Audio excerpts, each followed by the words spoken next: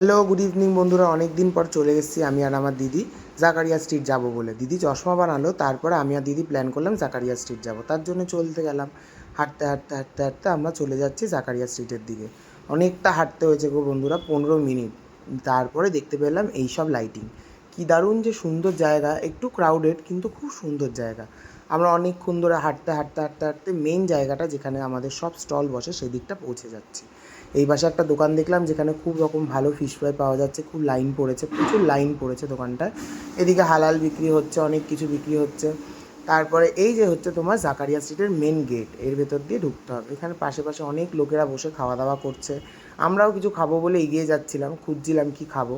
তারপর অনেক দূর থেকে তারপরে দেখলাম তোমার ফেমাস সেই মহব্বতের শরবত, ওই সব দেখে ইচ্ছা হলো খেতে। আমি আর আমার দিদি ভাবলাম কি দেখি কিছু খাওয়া যায় কি না। আবার সামনের দিকেও এগোতে এগোতে দেখো সবাই অনেক বসে বসে খাওয়া দাওয়া করছে, সব রকম সবাই টেস্ট করছে। এদিকে ফিরনির দোকান দিয়েছে, তারপরে এই যে মহব্বতের শরবত আমরা দেখে নিলাম। তারপরে এই যে আমরা হালিম খেলাম, সবাই একটা মাটন হালিম খেলাম আমি আর আমার দিদি। হালিমটা না খুব একটা ভালো ছিল না। দিদি খেলো, টেস্ট করলো, টেস্ট করে বললো একটু টক টক, খুব একটা ভালো লাগেনি। মুখের এক্সপ্রেশন দেখেই তোমরা সবাই বুঝতে পারছো এবার টক টক ভালো লাগেনি বলছে, টক টক লেগেছে। আমারও খুব একটা ভালো লাগেনি, তাও ঠিক আছে, খেলাম, ভালো হয়েছে। তারপরে নতুন খাবারের দিকে এগোবো। দেখি এইদিকে দেখতে দেখতে দেখি এরকম একটা পরোটা ভাজছে, তার সঙ্গে কিছু একটা দিচ্ছে। চলো ট্রাই করা যাক। 60 টাকা নিল প্লেট, নিলাম, দিদি দুজনে খেলাম সুন্দর করে। ভালো খেতে ছিল ওটা, সত্যিই খুব ভালো খেতে ছিল।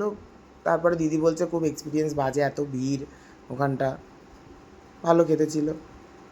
তারপরে এই যে আমরা খাচ্ছি, জিনিসটা দারুণ লেগেছে আমাদের খেতে, খুব সুন্দর লেগেছে খেতে। পরোটার সাথে সুজির মতন জিনিসটা, কালারিং দারুণ, বাদাম টাদাম দিয়ে ভালো করে সুন্দর হয়েছে।